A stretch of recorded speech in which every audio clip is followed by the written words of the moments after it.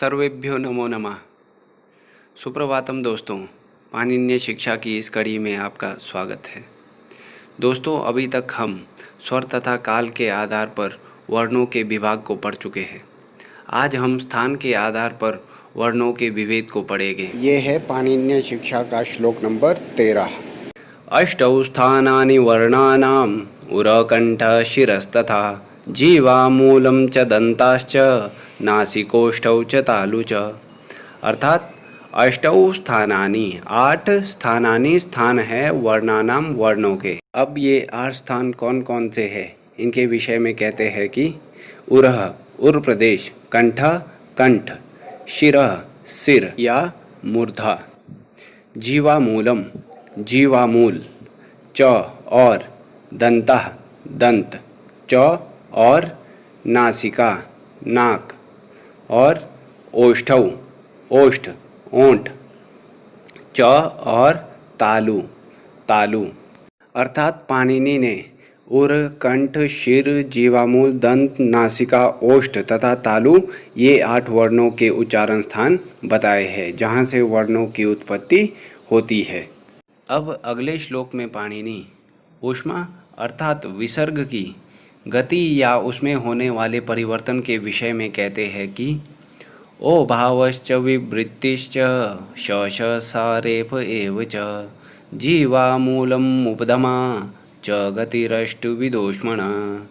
अर्थात ओ भावश्च, ओ भाव की विसर्ग का जहाँ पर ओ हो जाता है, विवृत्तिश्च जहाँ पर विवृत्ति नहीं होती है, अर्थात जहाँ पर संधि नहीं होती है, जहाँ विसर्ग का लोप हो जाता है। शशसा अर्थात विसर्ग को तालव्य, मूर्धन्य तथा दंत ये तीनों प्रकार के स हो जाना। रेफ रेफ हो जाना, रकार हो जाना। जीवामूलम जीवामूल होना। उपधमा उपधमान्य हो जाना। अर्थात ऊष्मा या विसर्ग की 8 प्रकार की गति या स्थिति होती है। पहला है ओभाव अर्थात विसर्ग के स्थान पर ओ हो जाना। दूसरा है विवृत्ति अर्थात संधि का अभाव, जहाँ पर संधि का अभाव हो जाता है वहाँ पर विसर्ग का लोप हो जाता है। तीसरा है विसर्ग का तालव्य शकार हो जाना। चौथा है विसर्ग का मूर्धन्य शकार हो जाना। पांचवा है विसर्ग का दंत्य स हो जाना। छठा है विसर्ग का रेफ या र हो जाना।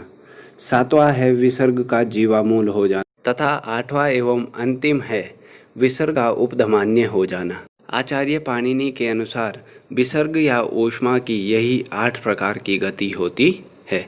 इन 8 प्रकार की गतियों को क्रम से देखेंगे।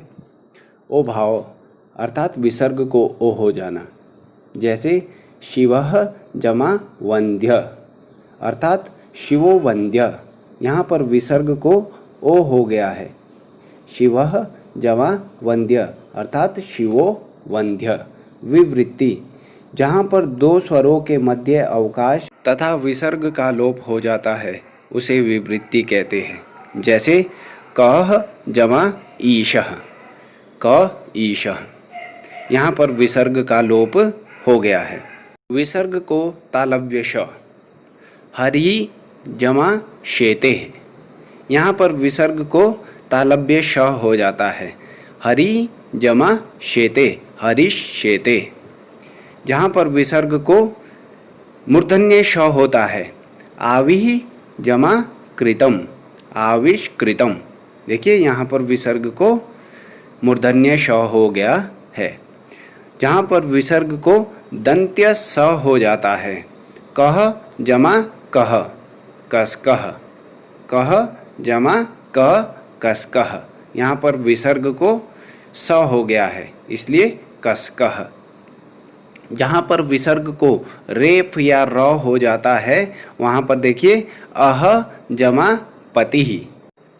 जहाँ पर विसर्ग को जीवामूल्य हो जाता है वहाँ पर वृक्षः जमा करोति वृक्ष करोति, और जहाँ पर उपधमान्य हो जाता है वहाँ पर वृक्षः जमा पचति वृक्ष पचति। दोस्तों, जीवामूल्य और उपधमान्य ये दोनों ही अर्ध विसर्ग होते हैं। अर्थात आदि विसर्ग, ये स्वतंत्र रूप से अपना अस्तित्व नहीं रखती है।